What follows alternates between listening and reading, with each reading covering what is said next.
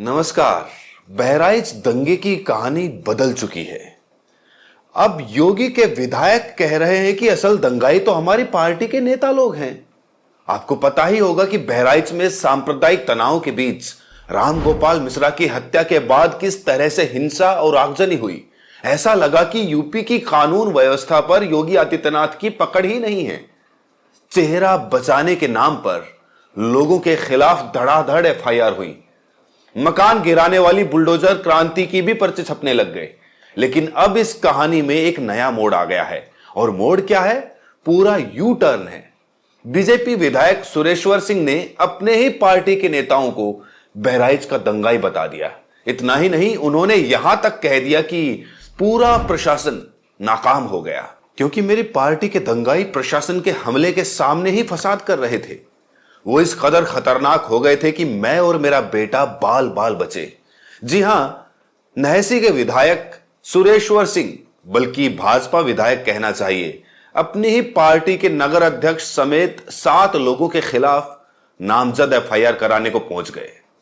पूरे सूबे में इसकी चर्चा हो रही है कि यह चल क्या रहा है, क्योंकि बहराइच हिंसा को लेकर जहां विपक्ष योगी सरकार पर हमलावर है, पुलिस प्रशासन सवालों के घेरे में है, वहीं खुद अपने विधायक ने सरकार पर सवाल उठा दिए। आपको पता ही है कि महाराजगंज में मूर्ति पर हुई पत्थरबाजी और राम गोपाल मिश्रा की हत्या के बाद अस्पताल चौराहे पर आक्रोशित भीड़ प्रदर्शन कर रही थी। उसी प्रदर्शन के दौरान महसी के विधायक सुरेश्वर सिंह भी मौके पर पहुंचे थे।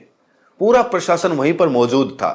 फिर वहां क्या हुआ कि बीजेपी विधायक ने बीजेपी नगर अध्यक्ष समेत 7 लोगों के खिलाफ नामजद और अज्ञात लोगों पर मुकदमा दर्ज करा दिया, वो भी पूरे 1 हफ्ते के बाद। आपको बता दें कि बीजेपी विधायक ने भीड़ पर उनके काफिले पर पत्थरबाजी और फायरिंग का आरोप लगाते हुए नगर कोतवाली में मुकदमा दर्ज कराया है।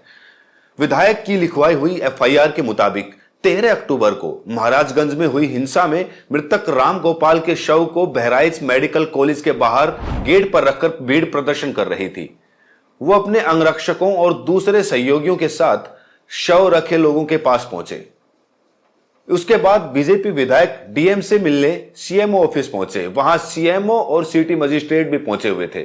सभी को साथ लेकर दोबारा से मृतक के परिजनों और ग्रामीणों के पास पहुंचे और बातचीत कर शव को मोर्चरी ले जाने लगे। तभी कुछ उपद्रवी, जिसमें भाजपा नगर अध्यक्ष अर्पित श्रीवास्तव और दूसरे भाजपा कार्यकर्ता अनुसिन नेकवाल, शुभम मिश्रा, पुष्पेंद्र चौधरी, मनीष चंद्र शुक्ल, कुंडरिक पांडे, अध्यापक, सेक्टर संयोजक सुधांशु सिंह राणा और अज्ञात भीड़ नारेबाजी करती हुई गाली गलौज करने लगी।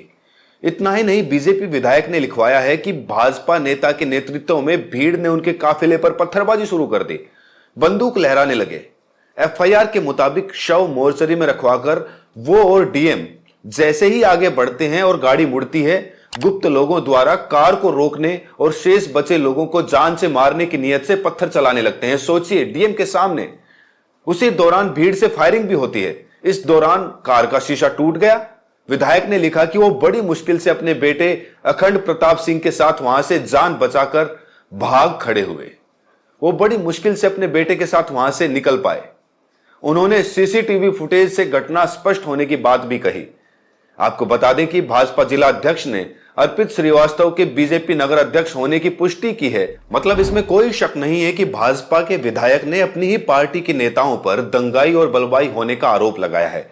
यानी बीजेपी विधायक सुरेश्वर सिंह ने बहराइच में राम गोपाल मिश्रा की हत्या के बाद हुए दंगों के लिए अपनी ही पार्टी के नेताओं को जिम्मेदार बताया है।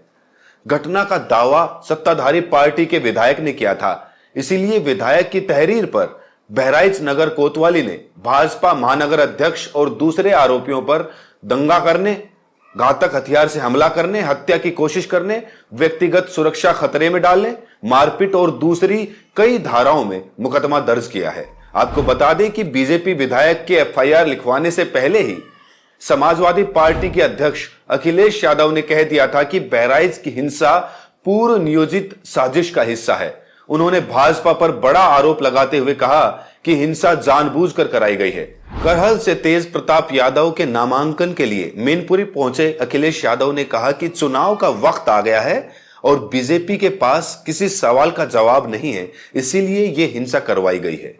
उन्होंने कहा कि बीजेपी ने ही राजनीतिक लाभ लेने के लिए बहराइच दंगे की साजिश रची है और अखिलेश यादव के इस बयान के कुछ ही घंटे के बाद बहराइच में खुद भाजपा के विधायक अपनी पार्टी के नेताओं और कार्यकर्ताओं के खिलाफ दंगा फसाद भड़काने के मामले में नामजद एफआईआर दर्ज करवा देते हैं। तो क्या अखिलेश यादव ठीक बोल रहे थे? सब एक दूसरे से पूछ रहे थे कि इसका क्या मतलब है, क्योंकि जाहिर सी बात है कि यह एफआईआर लखनऊ से इजाजत मिले बिना नहीं हो सकती थी। तो क्या यह भाजपा की ही किसी रणनीति का हिस्सा है या फिर इसी बहाने योगी आदित्यनाथ कुछ लोगों को निपटा देना चाहते हैं? क्या इसके पीछे राजनीति के कुछ महीन चाले हैं? देखिए, यूपी की 10 में से 9 सीटों पर विधानसभा उपचुनाव के लिए 13 नवंबर को वोटिंग होने वाली है।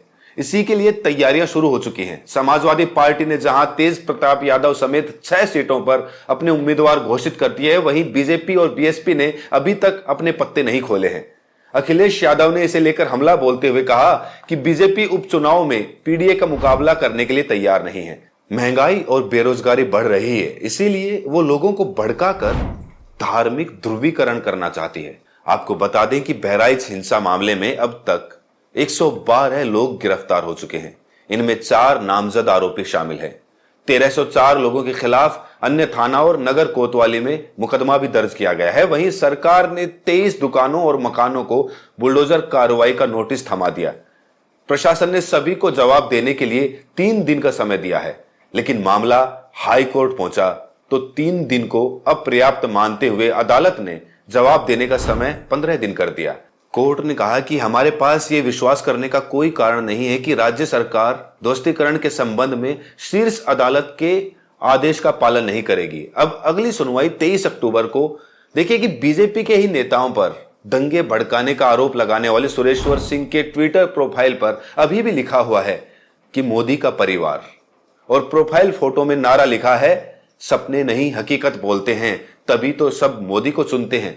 अब यूपी के लोग जानना चाहते हैं, इधर भी मोदी उधर भी मोदी। ऐसे में योगी आदित्यनाथ के साथ सुरेश्वर सिंह का यह रिश्ता क्या कहलाता है? बहराइच हिंसा की दाल में काला है या फिर पूरी दाल ही काली है? इस वीडियो में इतना ही। अगर आपने चैनल को सब्सक्राइब नहीं किया है तो सब्सक्राइब करें, नोटिफिकेशन बेल को प्रेस करें। मिलते हैं अगली वीडियो में, तब तक के लिए अपना ख्याल रखें।